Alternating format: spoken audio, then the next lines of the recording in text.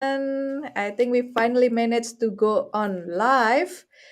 And it's great that you're tuning into our conversation today on leadership in a fast changing world. So, my name is Irena Anggreni, and with me today is Rachel Patterson. Hello, hello, hello. Thank you so much for inviting me, Irene. I'm so happy to talk about this topic and meet the other people online. Yay! Yay! So, yeah, Rachel, thank you for joining us from New York City. So, Rachel here is an executive coach and expert advisor, especially for small, medium businesses on, like developing their growth, but also focusing on sustainability and ethical impact. And myself, if you're new to me, I'm Irena Anggreni, calling in from Rotterdam, the Netherlands. I'm a mental wellness coach, helping business leaders as well in their mental and emotional health maintenance. So, my secret sauce is dance movement therapy, and that means I help these leaders uplift their emotions and have better self care in a creative, fun way so they can sustain success without training themselves. And for context here, Rachel and I connected a while back as we are both part of the international community. Like you're also an active community builder in New York, Rachel. Yes, Understand? yes. Yeah. And um, I had the the the fortune to also see her singing live her virtual event. So if we are lucky, we might also experience that again. What do you say to that, Rachel? We'll see. We'll see at the end. Okay, If fine. the inspiration strikes and the time Woo! is there. Yeah, Secret sauce. We have to have fun. exactly. Yeah, that's kind of also the values we hold dear, as we are like in this conversation, like to have fun and ease and flow and joy also. So yeah, Rachel, many leaders I work also in the in the space in the well-being space. A lot of them I encounter as really passionate and caring people. They care about delivering values and creating positivity, positive impact, also positive culture with their people.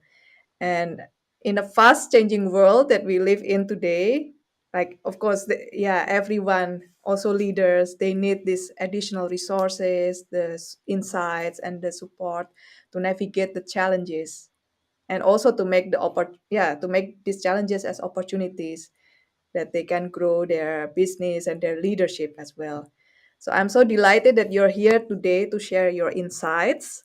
And if I may, can I introduce you with your Sure. yeah. So like mentioned, Rachel lives in New York City, and though she has lived and worked in more countries, 14 of them. Yeah, Yeah, yeah. yeah, okay.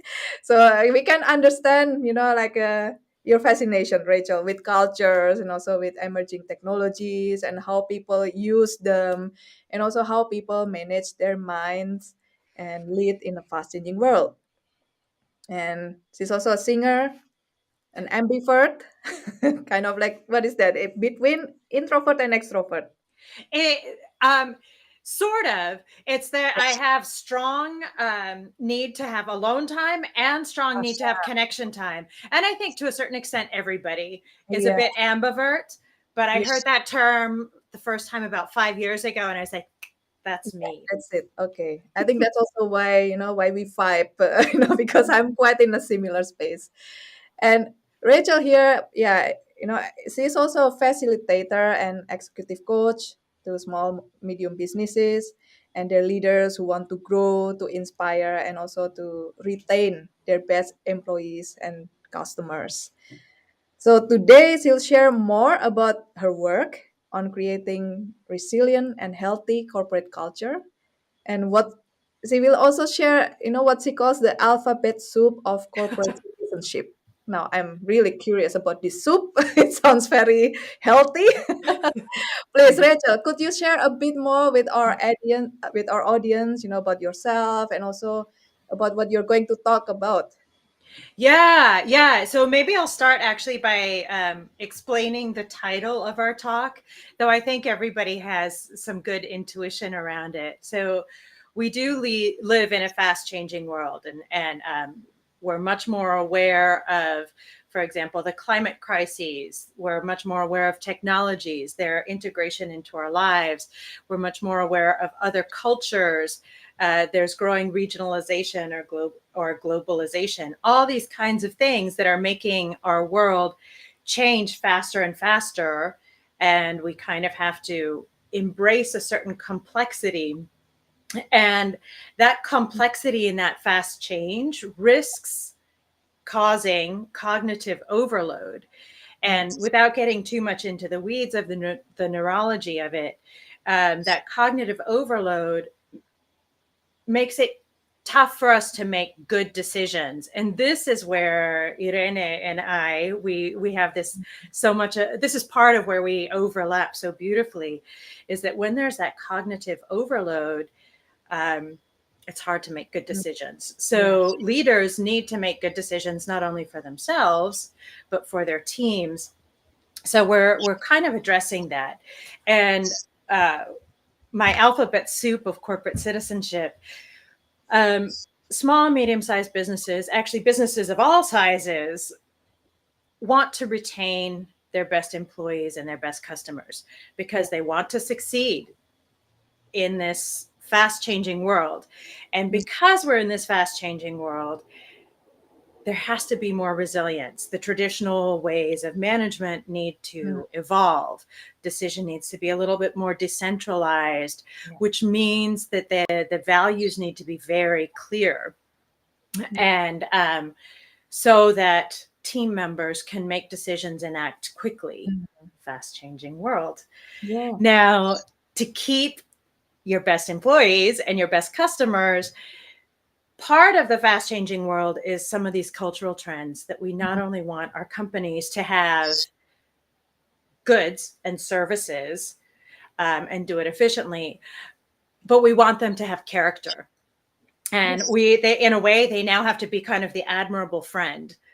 Mm. Uh, because whether we call it our personal branding or it's where we intentionally spread our money.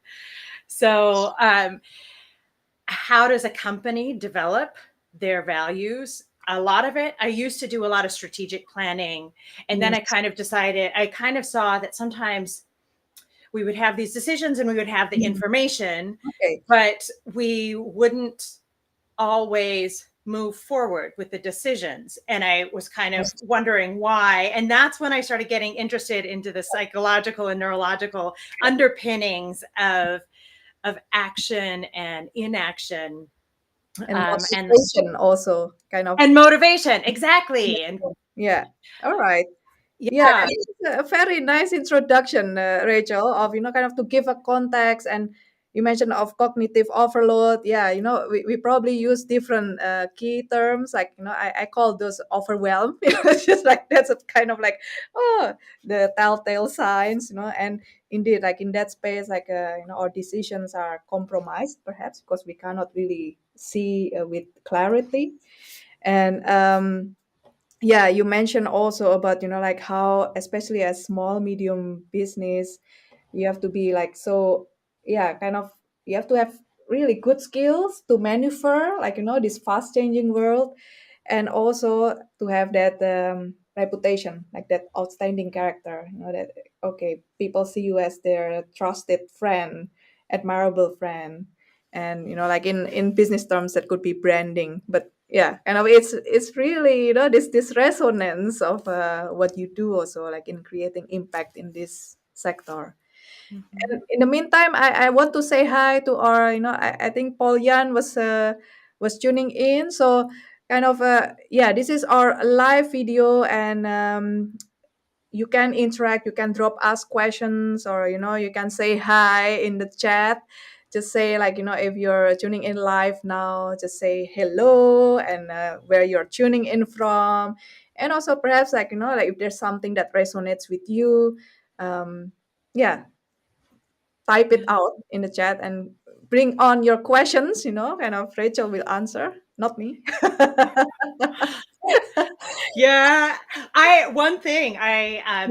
I want to clarify my alphabet Mhm. soup, that healthy lunch, Mhm. whatever.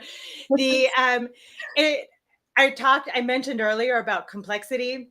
Yeah. So there are all of these different disciplines that have developed within business, and it risks seeming very complex. So, Mm. for example, if you want to um, make a well-informed decision, you need to have DEI, diversity, equity, inclusion, and belonging. Okay. If you want your employees to be healthy and engaged, you need to have CW, corporate wellness programs. If you Okay. want to be beloved by the community, you need to have CS and CSR, corporate sustainability, corporate social responsibility. If you want to Right. get financing, you need to look at your ESG metrics, environmental, social, and governance. And then maybe you want to contribute to the SDGs. You have to do that through PVPs. Anyway, you see why I call it an alphabet soup. And it risks getting overwhelming, but really, ultimately, it comes down to identifying your stakeholders and caring about them. So, and this not only makes heart sense, but it actually makes science sense and it makes financial sense. And I'm just going to share a few statistics. Mhm. And if I can, in a moment, I'll also share a slide so that you can screenshot it.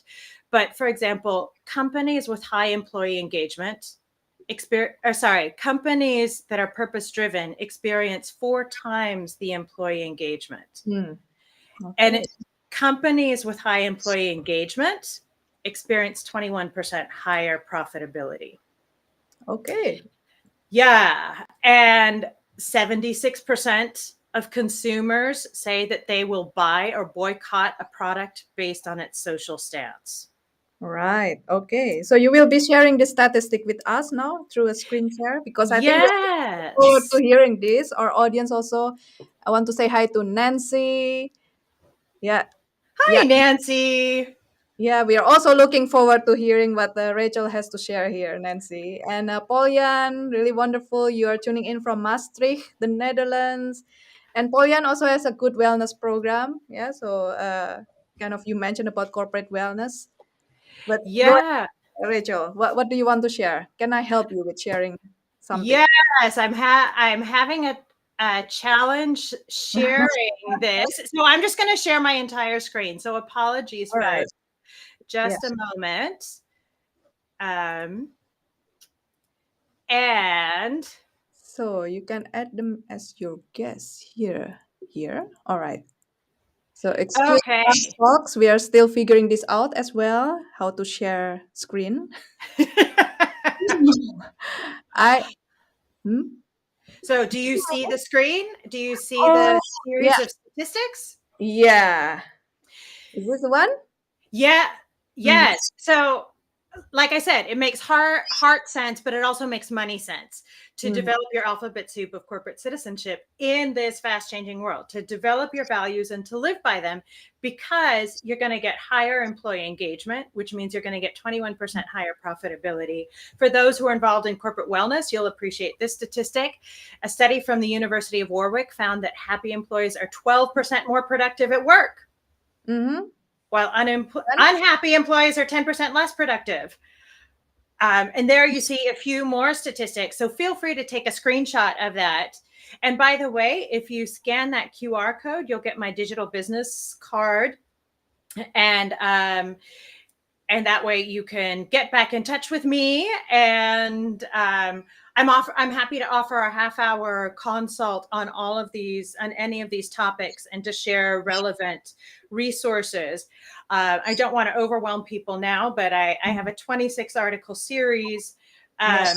So I'm not going to push all of that on you, but I do have 12 guidelines to create your corporate citizenship policy and maintain it. So anybody who gets in touch with me, I'm happy to share that with you. And then I'll do some more call to action later. Yeah. Uh, Yeah, it But sounds very, kind of very, yeah, kind of very much what we need also, like, as we dive into this corporate citizenship and, like leadership in this context, kind of to really to get also the rationale, like the reasons, the why, and you have like some really hands-on bite-sized guidelines, to get people started mhm. embracing this. And um do you have more to share about the alphabet soup, Rachel? Yeah, yeah, I always do. Um, so I gave you a few statistics, and if you get Mhm, in touch with me, if those who are watching the video get in touch with me, I'm happy to share mhm, more and stories of success, stories to follow, whatever. mhm, I'm happy to hear your stories too. Um, so thinking about complexity, mhm. and how do you bring this kind of management or this kind of culture to your business. Small and medium-sized businesses are especially spread thin. The leaders are especially spread thin, wearing multiple hats. Yeah. They'll tend to be very creative. They can act quickly, but it's also challenging, and there can be overwhelmed. So I feel like there are three main challenges to developing corporate citizenship Mhm. culture, or to doing some culture shift change, to developing this alphabet soup. Yeah. One, there's the will, what's the actual benefit to me and the costs. Mhm. One is the confusion, kind of, how do we do this and Yeah. communicate our efforts? Okay. And then one is the overwhelm, we're spread thin. How can we add something in an easy way? Mhm. So I tried to address those by centralizing all the research on the various concepts and various success stories, things to think through, uh, Mhm. statistics to help the people who already understand this values based, this stakeholder based Yeah. culture, um, to incentivize their other colleagues to come along.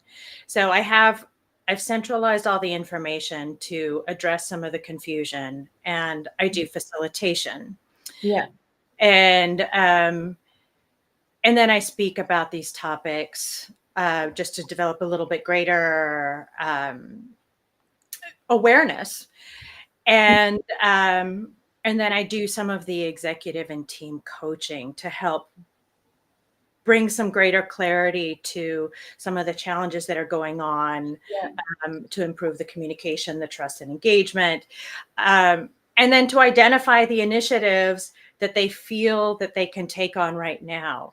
Because I firmly believe, um, I know that people want to be inspired by their work, and that people want to leave a positive legacy. And those two combine, and we can make our work be a source of Mhm. inspiration, and we can make business be a force for good. So once we start doing that one step, then we can create momentum. So I try to help them make that first step Yeah. to the Oh, next step. yeah, because with that first step, and then there are all possibilities. We take the next and the next and the next, and then create that sustainable change. And really wonderful, Rachel, that you address, like I think like the main, yeah, the main blocks perhaps, where is that wheel, kind of you Mhm. already presented, kind of the why, the rationale, and then addressing the confusion, you give them guidance, the how, like in small bite size, and also to troubleshoot the overwhelm, by identifying, what to prioritize, what to take on now with the available resource. And you're kind of, yeah, like on the strategic level, but also on the coaching level, on the team Mhm. level. Wonderful, wonderful. Yeah. And yeah, other, like other, yeah, I guess these are the two three things that, like leaders in these small medium businesses need to know about these topics? Kind of, like how to address those. Uh, well, they're depending on where a company is, there are different things that they want to know. Mhm. But we're, I'd say the first thing, so a statistic, Yeah. like one of the statistics that I shared, that Mhm. purpose companies have 4 times the employee engagement, and Yeah. high employee engagement drives 21% Yeah. higher Mhm. profitability. Um, the second thing I think that business leaders need to remember is that companies are managed and staffed by employees, and Mhm. people Okay. at all levels want to be inspired. And when we're inspired, we just have so much more energy and more ideas, and we're happier to come to work. Absolutely. Yeah. And and I saw that, for example, earlier this week with a client and friend who was at a trade fair here in New York City, and she had come from Wales and has time zone differences, but she has a sustainable toys company that she's just very creative. It's all focused on plant-based, sustainably sourced, eco-ethical fun. Yeah. And despite the challenges in getting her samples, getting her stand set up, despite the challenges of this and that, she was so energized being there and engaging with people. Mhm. Because when you're inspired, I mean, think about it. When we've been inspired, we just bring much more energy and joy and ideas to things. So I'd say remember that we're managed and staffed by people. Yeah, and we'll find way to, kind of with that same alignment in our mission, and that inspiration, like anything can happen. Like we got compliments about this cross ocean cooperation, which also you did with this particular case with your friend in Wales. And yeah, kind of maybe in summarizing a bit, Rachel, kind of like we have like really, yeah, passionate leaders with really positive intention, to create meaningful impact to solve world problems. And sometimes also this is like, this passion that also get them caught, like, okay, kind of in deliveries, creating values and so on, and they might forget to, yeah, to look inside and, kind of like, oh, how am I actually, kind of how is my, yeah, my self-care, kind of to prioritize themselves also in the process. And I just want to make a connection here, like the sustainability of your business, it's also highly connected with the sustainability of you as a person. And kind of the leaders, especially, like, kind of we talk about the yeah, inspiring people from different levels in the business, like the leaders set the tone, like for this culture of, like of, yeah, kind of sustainability, also not only in the results but also within their own health. And like it's really great that we complement each other in that way as well. Kind of you got the strategies and like all this corporate citizenship and the leadership. And yeah, I want to thank you, like, really for sharing this your practical insights, also your expertise with us today. Mm. Can I share one more screen? Absolutely, yeah, please Okay, tell let's us. see. Let's see how it goes. So I'm going to have to do the entire screen again. No Sorry. Um, worries. okay. Is it there? Okay. Um, there we go. Yeah. So can you see it? Yes. Okay. So I just wanted to share. I have so many stories and statistics, etc. If anybody wants to know more about the alphabet soup of corporate citizenship, please email me, scan the QR Mm. code. I'm happy to, do a 30-minute free consult, um, learn a little bit about your business, and I'm happy to share some appropriate resources. I'm also happy to share that very succinct version of the Mm. 25 articles. It's just 2 pages. Hmm. 12 guidelines. And then I mentioned my client and friend from Wales and her sustainable eco-ethical Hmm. fun. Um, those who sign up today, who email me today, October 4th, will be entered in a drawing to get an eco-ethical fun gift. And this is a bubble pollinator kit. So I don't know if you can see it. Oh. So it's all bamboo, sustainably sourced from Vietnam, plant-based bubbles, and the children in your life can learn a little bit more about pollination and the challenges to pollinators, who the pollinators are, etc. So it's educational fun. So please take a screenshot of this and email me today, and you'll be entered into a drawing for that. Yeah, this is so exciting. So people, yeah, kind of like to yeah, maybe like this bubble pollinator will Yes. but also you get absolutely, like I think Rachel, like you have a lot of wisdom, like you've been in this field for yeah, for many years. So, Yeah, like this is your chance, everyone tuning in, like to, yeah, really just connect with Rachel and, yeah, tell her about your business and perhaps like she can share some insights to support you, in creating more sustainable and ethical impact where you feel good, you do good, and also make sure that your business is profitable. that's Yeah. right. So, yeah, we've got feedback here from Nancy. Yeah, from Nancy. Yeah, kind of positivity ripples throughout business and life for greater success. Yeah, I think that's really what we are aiming. Like it's like, yeah, every one of us can do our part.